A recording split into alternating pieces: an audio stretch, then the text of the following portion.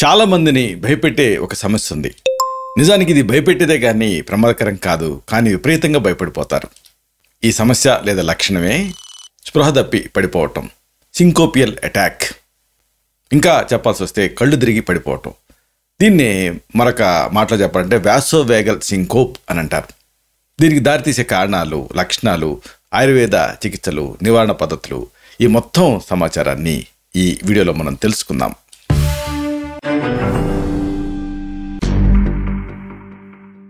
మిత్రులారా నమస్కారం. నేను మీ డాక్టర్ చిరుమామిళ్ళ మురళీ మనోహర్. ఈ వీడియోలో మనం చాలా ముఖ్యమైన విషయాన్ని మనం తెలుసుకోబోతున్నాం. స్పృహ తప్పి పడిపోవటం అంటే కళ్ళు తిరిగి పడిపోవటం. దీన్నే వాసోవేగల్ అటాక్, వాసోవేగల్ సింకోప్ అంటారు. దీనికి దారితీసే కారణాలు తెలుసుకోవటం ముఖ్యం. లక్షణాల మీద ఐడియా ఉండాలి మీకు. అలాగే దీనికి అద్భుతమైన ఆయుర్వేద ఇంటి వైద్యాలు ఉన్నాయి. ఇంకా దీన్ని నివారించుకునే పద్ధతులు కూడా మీరు తెలుసుకోవటం అవసరం. వీటిని తెలుసుకుందాం. ముందుగా అసలు దీనికి సంబంధించి ఒక గ్లోబల్ అవుట్లుక్ అంటే అవలోకనం అంటాం. అంటే దీనిపైన మీకు ఐడియా ఉండటం చాలా అవసరం. వాసోవేగల్ సింకోప్ అంటే ఏమిటి అనేది ఇదంటే, వాసోవేగల్ అటాక్ లేదా సింకోప్ అంటే ఒక వైద్య పరిస్థితి. ఒక వ్యక్తి నిర్దిష్టమైనటువంటి ప్రేరణల వల్ల తిరిగి తప్పి పడిపోవటం అనేది దీంట్లో జరుగుతూ ఉంటుంది. ఒక ట్రిగర్స్ ఉంటాయి. ఆ ట్రిగర్ తోటి అతను తెలివి తప్పి పడిపోతూ ఉంటాడు. చూసే వాళ్ళకి భయానకంగా అనిపిస్తుంది, కానీ అంత భయపడాల్సిన పని ఉండదు. వాసోవేగల్ సింకోప్నే మరొక మాటలో చెప్పాల్సి వస్తే న్యూరోకార్డియోజెనిక్ సింకోప్ అని కూడా అంటారు. అంటే నరాలు అలాగే గుండె ఇవి ఇన్వాల్వ్ అవుతాయి. ఆయుర్వేదంలో 3 పదాలు చెప్తూ ఉంటారు: సన్యాసం, మూర్ఛ, ఇలాంటివి, అపస్మారం అనేది. దీనికి సన్యాసం అనేటువంటి వ్యాధి లక్షణాలతోటి ఇది సరిపోతుంది. చెప్పుకున్నట్టుగా ఇది హానికరం కాదు. అయితే ఇది ఏదన్నా ఒక తీవ్రమైన పరిస్థితికి సంకేతం కూడా కాదు, కానీ అలా నిర్ణయానికి రావడానికి ముందు అన్ని పరీక్షలు చేసుకోవటం అవసరం. ఇలాగా ఈ సింకోపియల్ అటాక్ వచ్చినప్పుడు మీ నాడి అలాగే రక్తపోటు ఆకస్మికంగా వీటిలో మార్పులు వచ్చేస్తాయి. నాడి వేగం పెరుగుతుంది, రక్తపోటు పడిపోతుంది. దీంతో మీ మెదడుకు ప్రవహించేటటువంటి రక్త తాలూకు ఆ ఓవరాల్ డోసు, ఆ పరిమాణం అనేది తగ్గిపోతుంది. దీంతో మీరు తాత్కాలికంగా అచేతనం అవుతారు, స్పృహ తప్పి పడిపోతారు. వాసోవేగల్ సింకోప్ అనే దాని తాలూకు ఎపిసోడ్ అనేది నిజానికి చెప్పుకున్నట్టుగా ప్రమాదకరం కాదు, హానికరం కాదు. అయితే ఈ ఎపిసోడ్ వచ్చిన టైంలో మీరు నష్టాన్ని కలిగించుకునేటువంటి రిస్క్ ఎక్కువ ఉంటుంది. పడిపోతారు కదా, చూసుకోరు వెనక ముందు. దీంతో తలకి దెబ్బ తగలటం కానీ వేరే ఏదైనా రిస్కులు ఉండటం కానీ జరగవచ్చు. కాబట్టి ఈ పరిస్థితుల్లో వైద్యులు సాధారణంగా ఏం చేస్తామంటే, మీరు ఇలాగ తిరిగి తప్పి పడిపోవడానికి కారణం గుండె సమస్యలా లేకపోతే ఇతర ఏమన్నా ఉన్నాయా అనేది అర్థం చేసుకోవడానికి కొన్ని పరీక్షలు చేయాల్సినటువంటి అవసరం ఉంటుంది. ఇది ఇక్కడ ముఖ్యం. ఇక చాలామందికి డౌటు అంటే ఈ ఎపిలెప్టిక్ ఫిట్స్ అంటే మూర్ఛలు కానీ లేకపోతే సింకోపియల్ అటాక్ కానీ ఇవన్నీ ఒకటే అనుకుంటూ ఉంటారు. కానీ సింకోప్కి కొన్ని ప్రత్యేకమైన లక్షణాలు ఉంటాయి. స్పృహ కోల్పోవటం అనేది ఈ వాసోవేగల్ సింకోప్ తాలూకు ప్రధానమైన లక్షణం. అంటే వాసోవేగల్ సింకోప్ ముఖ్య లక్షణం ఏంటంటే తిరిగి తప్పి పడిపోవటం, స్పృహ తప్పి పడిపోవటం. దీన్ని కళ్ళు తిరిగి పడిపోవటం అని కూడా అంటారు. మరి ఈ లక్షణాలు ఎలా ఉంటాయి అంటే, ముందుగా బ్లడ్ ఫ్లోలో మార్పులు వస్తాయి కదా, అందుకని చర్మం పాలిపోయి కనిపిస్తుంది. ఇంకా గాలిలో తేలిపోతున్నట్టు అనిపిస్తుంది, లైట్ హెడెడ్నెస్ అంటారు. ఇంకా ముఖ్యమైనటువంటి మరొక లక్షణం ఏంటంటే టనల్ విజన్ ఉంటుంది. అంటే ఏంటంటే చుట్టుపక్కల ఏం కనిపించవు, కేవలం మధ్య చూపు మాత్రమే కనిపిస్తూ ఉంటుంది. ఇది ఒక ముఖ్యమైన లక్షణం. అలాగే చెమట పడుతుంది. అయితే ఈ చెమట ప్రత్యేకత ఏంటంటే జిడ్డుగా అనిపిస్తుంది. అంటే మిగతా వాళ్ళందరూ బాగానే ఉంటారు, ఈ సింకోప్ వచ్చిన వాళ్ళకి జిడ్డుతో కూడినటువంటి చెమట ఉంటుంది. అలాగే లోపల వేడిగా సెగల పొగలు వస్తున్నట్టు ఉంటుంది. కొంతమందికి ఏమో రక్త ప్రెషర్ తగ్గిపోవడం వల్ల చల్లగా తడిగా కూడా అనిపిస్తూ ఉంటుంది. ఇంకా చూపేమో మసకబారుతూ ఉంటుంది. వాసోవేగల్ సింకోప్ ఎపిసోడ్ని ఒకవేళ మీరు ఎక్స్పీరియన్స్ చేస్తూ ఉంటే అప్పుడు మీలో కొన్ని లక్షణాలు మీ చుట్టుపక్కల గమనించే వాళ్ళకి కనిపిస్తూ ఉంటాయి. అంటే ఇతరులు మిమ్మల్ని అబ్జర్వ్ చేసినప్పుడు వాళ్ళకి కొన్ని కనిపిస్తాయి. దానిపైన కూడా మీకు ఐడియా ఉండాలి. ఒకటి ఏంటంటే అన్యాచురల్ కదలికలు ఉంటూ ఉంటాయి. అంటే మూర్ఛల్లాగా మరీ భయానకంగా ఉండవు, కానీ అన్యూజువల్ మూమెంట్స్ అనేవి ఉంటాయి. ఇంకా నాడిని కనుక చూస్తే బలహీనంగా ఉంటుంది. అలాగే నాడి రేటు కూడా చాలా పడిపోయి కనిపిస్తుంది. ఒకవేళ గమనించగలిగితే వాళ్ళ చుట్టుపక్కల వాళ్ళు మీ కళ్ళని ఇలా తెరిచి చూసినప్పుడు ఓపెన్ చేసి కంటి పాప పెద్దదవుతుంది, డైలేట్ అవుతుంది. సాధారణంగా ఈ వాసోవేగల్ ఎపిసోడ్ తర్వాత కోలుకోవటం అనేది ఒక నిమిషంలోనే స్టార్ట్ అవుతుంది. కానీ మీరు వెంటనే మళ్ళీ నాకేం కాలేదని నిలబడ్డారనుకోండి, మళ్ళీ స్పృహ తప్పేటటువంటి రిస్క్ ఉంటుంది. కాబట్టి కొంచెంసేపు కనీసం ఒక 5 నుంచి 10 నిమిషాలు అలాగే పడుకొని ఉండటం అనేది అవసరం. ఇక అతి ముఖ్యమైనది ఏంటంటే అసలు ఎందుకు వస్తుంది ఈ వాసోవేగల్ సింకోప్ అనేది, ఎందుకు వస్తుంది, కారణాలపైన అవగాహన ఉండటం అనేది అవసరం. వాసోవేగల్ సింకోప్ ప్రధాన కారణం మీ నరాల వ్యవస్థలో ఒక భాగం సక్రమంగా పనిచేయకపోవటం. ఇది ఆ హార్ట్ రేట్ అంటే గుండె రేట్ని ఇంకా రక్తపోటుని కంట్రోల్ చేసేటటువంటి ఒక ముఖ్యమైన భాగం ఇది. కాబట్టి ఏదన్నా ఒక స్టిమ్యులేషన్ ఉన్నప్పుడు అంటే ప్రేరణ అనేది ఉన్నప్పుడు అది ఒక గణనీయమైనటువంటి ప్రభావానికి గురవుతుంది. అంటే అనేక నరాలు అలాగే ఈ అనేక వ్యవస్థలు అన్నీ కలిసికట్టుగా ఇక్కడ పనిచేస్తూ ఉంటాయి. ఉదాహరణకు కొన్ని నర్వ్స్ ఆ గుండెని అలాగే రక్తనాళాన్ని కనెక్ట్ చేస్తూ ఉంటాయి. నర్వ్స్, గుండె, రక్తనాళాలు ఇవి రక్తపోటుని కంట్రోల్ చేయడం ద్వారా, నియంత్రించడం ద్వారా రక్తనాళాన్ని సంకోపింప చేయటం కానీ అంటే కన్స్ట్రిక్ట్ చేయటం కానీ లేదా డైలేట్ చేయటం కానీ అంటే విస్తరింప చేయటం కానీ చేస్తూ ఉంటాయి. సాధారణంగా ఈ నరాలు వాటి ఆ చర్యల్ని సమన్వయం చేసుకుంటూ ఉంటాయి. కాబట్టి మీ మెదడు ఎప్పుడూ కూడా సరిపడా రక్తాన్ని తీసుకుంటూ ఉంటుంది. కొన్ని పరిస్థితులలో ఈ నరాలు తగినంత సంకేతాన్ని ఇవ్వలేకపోవచ్చు. అది మీ రక్తనాళాన్ని వ్యాకోచింపజేసేటువంటి అవకాశం ఉంటుంది. అదే రకంగా మీ గుండె రేటు తగ్గవచ్చు, అలాగే రక్తం కాళ్ళల్లో నిలిచిపోవచ్చు. దీంతో ఆ రక్తపోటు తగ్గిపోవచ్చు, అలాగే మెదడుకి సరిపడా రక్తం చేరుకోకపోవచ్చు. ఇలా ఇవన్నిట్లో ఏదైనా జరగవచ్చు. ఇలా జరిగితే మీరు కొంత టైం పాటు కొంత సమయం స్పృహ కోల్పోయేటటువంటి అవకాశం ఉంటుంది. ఇదే సింకోప్ అంటే. మీరు పడిపోయినప్పుడు అసలు ఎందుకు పడిపోతారు అంటే తలకి రక్త సరఫరా లేదు కదా, అందుకని మీ శరీరం ఒక కాంపెన్సేటరీ మెకానిజంని ఎంచుకుంటుంది. అంటే పరిహారాత్మక చర్య, దబ్బున పడిపోతారు మీకు తెలియకుండానే.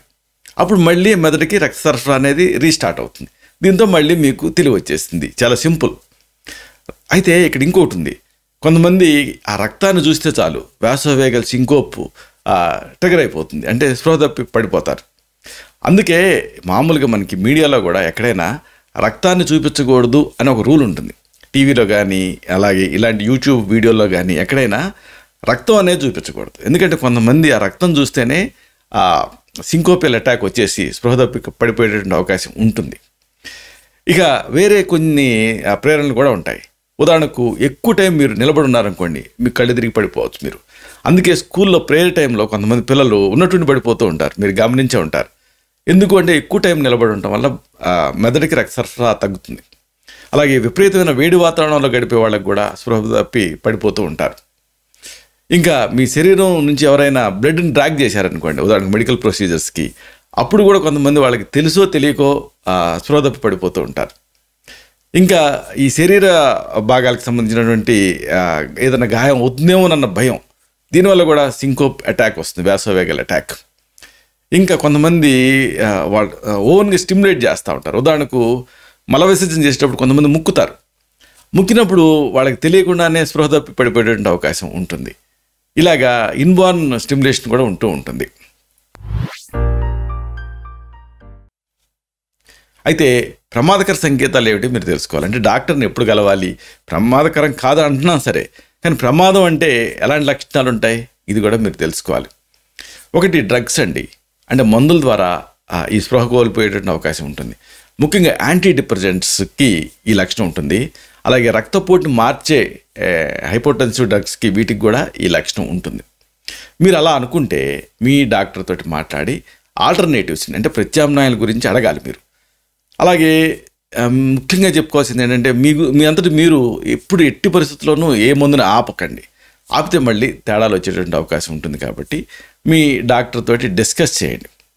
లేదా మీకు తెలిసినటువంటి ఎవరికైనా మీరు గమనిస్తుంటే ఎవరైనా మూర్చిపోయారనుకోండి, లేదా స్పృహ పడిపోయారనుకోండి, వెంటనే ఆ విషయాన్ని డాక్టర్ దృష్టికి తీసుకెళ్ళాలి ఫస్ట్ టైం.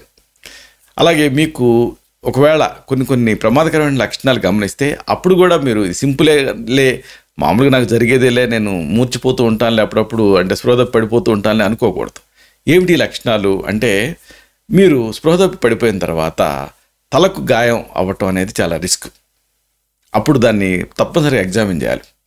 అలాగే ఇలా స్పృహ పడిపోయిన తర్వాత మళ్ళీ లేస్తారు కదా, మామూలుగా మనం చెప్పుకున్నామే ఒక 2-3 నిమిషాల్లోనే స్పృహ వచ్చేస్తుందని, అలా కాకుండా ఎక్కువ టైం పడుతుంది అనుకోండి, అప్పుడు కూడా వైద్య సలహా తీసుకోవాలి. అలాగే ఒకవేళ మీరు గాలి పీల్చుకుంటుంటే ఇబ్బందిగా అనిపిస్తూ ఉంటే, స్పృహ తప్పి పడిపోయినప్పుడు అప్పుడు కూడా అశ్రద్ధ చేయకూడదు. అలాగే ఒకవేళ మీకు ఛాతీ నొప్పి ఉంటే కూడా అశ్రద్ధ చేయకూడదు. అలాగే మీ వినికిడికి సంబంధించిన సమస్యలు కానీ, మాట్లాడటంలో ఇబ్బందులు కానీ ఉంటే స్పృహ తప్పిపోయి మళ్ళీ లేచినప్పుడు అప్పుడు కూడా మీరు నెగ్లెక్ట్ చేయకూడదు.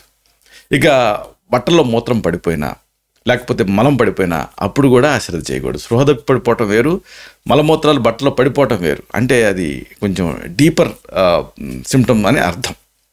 కాబట్టి వీటన్నిటిని దృష్టిలో ఉంచుకోవాలి. అలాగే మామూలుగా మీరు గర్భవతిగా ఉంటే కూడా ఒకవేళ స్పృహ తప్పి పడిపోతే అప్పుడు కూడా తప్పనిసరిగా వైద్య సలహా తీసుకోవాలి. సరే, మరి ఇది సింకోప్ అంటున్నాం, ఎలా నిర్ధారిస్తాం? అంటే దీనికి సంబంధించినటువంటి నిర్ధారణ పరీక్షలు ఏమిటి? ఇది కూడా తెలుసుకోవడం అనేది అవసరం.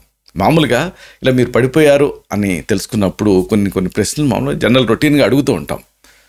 అయితే మీ బాడీని కూడా ఎగ్జామిన్ చేయాల్సి ఉంటుంది. అలాగే శారీరక పరీక్షతో పాటుగా రక్తపోటు రీడింగ్ని కూడా రికార్డ్ చేయాల్సి ఉంటుంది. అలాగే దీన్ని పడుకొని చూడాల్సి ఉంటుంది, అలాగే కూర్చోబెట్టి కూడా చూడాల్సి ఉంటుంది.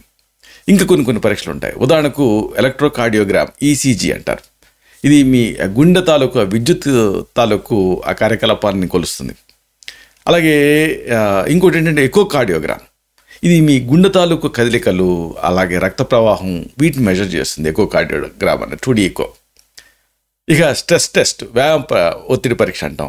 అంటే ఏంటి, ఎక్సర్సైజ్ టాలరెన్స్ ఎలా ఉంది, గుండె తాలూకు ఆ యాక్టివిటీ ఎలా ఉంది అనేది చూస్తాం ట్రెడ్మిల్ మీద. ఇంకోటి అవసరమైతే టిల్ట్ టేబుల్ టెస్ట్ అని ఒక టేబుల్ మీద పడుకోబెట్టి రకరకాల భంగిమలలో టిల్ట్ చేసి బ్లడ్ ఫ్లో ఎలా ఉంది అనేది మెజర్ చేసేటటువంటి ఒక పరీక్ష కూడా ఉంటుంది. ఇలాగా అంటే మిగతా ప్రాబ్లమ్స్ ఏమీ లేవు అని నిర్ధారణ చేసుకోవటానికి ఇలాంటి పరీక్షలు అనేది అవసరం అవుతాయి. అయితే చాలామందిలో ఏంటంటే ఇది ఒక రెగ్యులర్ ఈవెంట్, కాబట్టి నివారణ అనేది చాలా ముఖ్యం. అంటే సంక్షిప్త క్రియాయోగో నిదానశిచ వర్జనం ఉంటుంది ఆయుర్వేదం. సింకోప్ అటాక్ రాకుండా నివారించుకోవాలి. స్పృహ తప్పి పడిపోయేటటువంటి అన్ని ఎపిసోడ్స్ని మీరు గమనించి ఆ కండిషన్స్ని ప్రివెంట్ చేసుకోవాలి. ఒకటి, బాగా ఎక్సర్సైజ్ చేస్తే మామూలప్పుడు బ్లడ్ ఫ్లో బాగుంటుంది. కాబట్టి ప్రాణాయామం, ఎక్సర్సైజు ఇలాంటివి చేస్తూ ఉండండి. అలాగే మొత్తం మీ బ్లడ్ వాల్యూమ్ని మెయింటైన్ చేయడం చాలా అవసరం. కాబట్టి ఓవరాల్గా ఈ బ్లడ్ వాల్యూమ్ ఉండేలాగా చేయాలంటే ఏం చేయాలంటే బాగా నీళ్ళు తాగాలి. బాగా నీళ్ళు తాగటం అనేది పెద్ద కన్ఫ్యూజన్ చాలామందికి. సాధారణంగా 3 నుంచి 4 లీటర్ల నీళ్లు సరిపోతాయి. ఎక్స్ట్రీమ్స్ ఆఫ్ టెంపరేచర్లో బాగా డీహైడ్రేట్ అవుతుంది అనుకున్నప్పుడు 5 లీటర్ల వరకు తాగొచ్చు. అలాగే మరి ఎక్కువ తాగితే మళ్ళీ సోడియం పొటాషియం పంపులో తేడాలు వచ్చేస్తాయి. అందుకని మళ్ళీ ఎక్కువ తాగితే ఆ ఉప్పు పలచన అయిపోయి మళ్ళీ దానివల్ల ఇబ్బంది వచ్చేటువంటి రిస్క్ ఉంటుంది. కాబట్టి తగినంత ఉప్పు ఉండేటటువంటి ఆరోగ్యకరమైన ఆహారం తీసుకుంటూ ఉండాలి. మజ్జిగలో ఒక చిటికెడంత ఉప్పు వేసుకొని తీసుకుంటూ ఉండండి. చాలామంది ఈ మధ్య ఉప్పును చూసి భయపడతారు, కానీ దాంతో కూడా ఈ ప్రాబ్లమ్స్ వస్తాయి. అలాగే పిక్కలలో రిజర్వాయర్స్ ఆఫ్ బ్లడ్ అంటారు. కాబట్టి ఆ పిక్కలో రక్తం అక్కడే ఉండిపోయి మెదడుకి చేరక కళ్ళు తిరిగి పడిపోతూ ఉంటారు. కాబట్టి కంప్రెషన్ స్టాకింగ్స్ని వేసుకుంటూ ఉండండి. ఇంకా మీ రక్తపోటు ఇలాంటి వాటిని మానిటర్ చేయడం కూడా అవసరం. కాబట్టి ఒకవేళ మీరు ఆల్రెడీ రక్తపోటుకి మందులు వాడుతున్నారనుకోండి, హై డోస్ అనుకోండి, అప్పుడు హై డోస్కి స్పృహ తప్పి పడిపోయే రిస్క్ ఉంటుంది. అలాంటప్పుడు తీరిగ్గా డాక్టర్ని కలిసే ఆపుదామని అనుకోకండి. అప్పుడు ఒక్క పూట మీకు గనక అట్లా అనిపిస్తే ఆ ఒక్క డోసు తగ్గించండి, రక్తపోటు డోసు తగ్గించుకొని వేసుకోండి. ఇంకా ఇట్లా మూర్చిపోయినట్టు మీరు అనిపించినప్పుడు, మీకు స్పృహ తప్పి పడిపోయినట్టు అనిపించినప్పుడు వెంటనే కూర్చోవటమో లేవటమో చేయకండి. ఎందుకంటే మళ్ళీ స్పృహ తప్పి పడిపోతారు. కాబట్టి కొద్దిసేపు ఏం కొంపలేం మునిగిపోయే లేదు. మీరు స్పృహ తప్పి పడిపోయినట్టు అనిపించినప్పుడు, స్పృహ వచ్చినా సరే ఒక 5 నిమిషాలు అలాగే పడుకొని ఉండండి.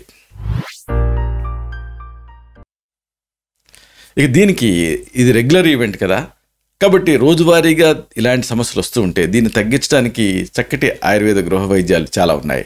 వీటిని వరుసగా తెలుసుకుందాం. ముందుగా చెప్పుకోవాల్సింది పేరులేని వ్యాధికి పెన్నేరుగడ్డ అంటే అశ్వగంధ, వితేనియా సామ్నిఫెరా. దీని డోసు 1 టీ స్పూన్ అశ్వగంధ పొడిని గోరువెచ్చని పాల కలిపి రాత్రి పడుకోబోయే ముందు తీసుకుంటూ ఉండాలి. ఇది ఆ నర్వస్ సిస్టమ్ని స్ట్రెంథన్ చేస్తుంది, అలాగే మానసిక ఒత్తిడిని తగ్గిస్తుంది. తర్వాత చెప్పుకోవాల్సింది బ్రాహ్మి, బకోపా, మొనీరి. ఇది కూడా అంతే. దీన్ని ఎక్స్ట్రాక్ట్ రూపంలో దొరుకుతుంది, 500 మిల్లీగ్రామ్స్ ట్యాబ్లెట్ రూపంలో తీసుకోవచ్చు దీన్ని. అలాగే బ్రాహ్మీ ఘృతం ఇలాంటివి కూడా ఉన్నాయి. రోజుకి 2 సార్లు నీళ్లతో తీసుకుంటూ ఉండాలి. ఇది మెదడుని శక్తివంతం చేస్తుంది. అలాగే మెమరీకి, మానసిక స్పష్టతకి ఇది సహాయపడుతుంది. తర్వాత చెప్పుకోవాల్సింది తులసి, హోలీ బేసిల్. ఇది యాంగ్జైటీని తగ్గిస్తుంది బేసిక్గా. అలా గుండెదడిని కూడా తగ్గిస్తుంది. ఇది 5 నుంచి 6 తులసి ఆకుల్ని ప్రతిరోజు ఉదయం ఖాళీ కడుపుతోటి తింటూ ఉండాలి. ఇది శరీరంలో ఇమ్యూనిటీని పెంచుతుంది, ఒత్తిడిని తగ్గిస్తుంది. తర్వాత చెప్పుకోవాల్సింది ఇండియన్ గూస్బెర్రీ, ఆమ్లా. దీన్ని 1 నుంచి 2 టీ స్పూన్లు ఫ్రెష్ జ్యూస్ తీసుకోవచ్చు, లేదా పొడి కూడా ఒక అర టీ స్పూన్ నుంచి టీ స్పూన్ వరకు తీసుకోవచ్చు. ఫ్రెష్ జ్యూస్ అయితే 1 గ్లాస్ నీళ్ళకి కలిపి ఉదయం ఖాళీ కడుపుతో తీసుకోవాలి. ఇది ఇమ్యూనిటీని పెంచుతుంది, యాంటాక్సిడెంట్ లాగా పనిచేస్తుంది, అన్నిటికీ మించి బాడీలో హీట్ని తగ్గిస్తుంది. భ్రమరం అంటే భ్రమ అంటారు ఆయుర్వేదంలో దీన్ని. ఇది వేడి వల్ల వస్తుంది కాబట్టి ఉసిరి దీన్ని తగ్గిస్తుంది. తర్వాత చెప్పుకోవాల్సింది అల్లం, జింజర్. దీన్ని 1 టీ స్పూన్ అల్లం రసాన్ని తీసుకుంటూ ఉండాలి. తేనెతో కలిపి రోజుకి 2 సార్లు తీసుకోవచ్చు. ఇది బ్లడ్ ఫ్లోని ఇంప్రూవ్ చేస్తుంది, రక్త ప్రసరణ పెంచుతుంది, స్టిమ్యులేట్ కదా అల్లం అనేది. అలాగే ఒత్తిడిని కూడా తగ్గిస్తుంది. తర్వాత ముఖ్యమైనది త్రిఫల. దీన్ని 1 టీ స్పూన్ త్రిఫల పొడిని గోరువెచ్చని నీళ్ళకి కలిపి పడుకునే ముందు తాగుతూ ఉండాలి. ఇది జీర్ణశక్తిని పెంచుతుంది, శరీరాన్ని క్లీన్ చేస్తుంది. తర్వాత అతి ముఖ్యమైనది శంఖపుష్పి, కన్వాల్వలస్ ప్లూరికాలిస్. దీని dose 1 teaspoon Shankhpushpi syrup దొరుకుతుంది మీకు. దీన్ని గోరువెచ్చని నీళ్ళ కలిపి డైల్యూట్ చేసి రోజుకి 2 సార్లు తీసుకుంటూ ఉండాలి. ఇది నర్వస్ సిస్టమ్ని శాంతింపజేస్తుంది, మెదడుని స్ట్రెంథన్ చేస్తుంది. ఇక అతి ముఖ్యమైనది ఉంది, ఇదే జటామాంసి, నార్దోస్టాచిస్ జటామాన్సి. దీని వేరు పొడి.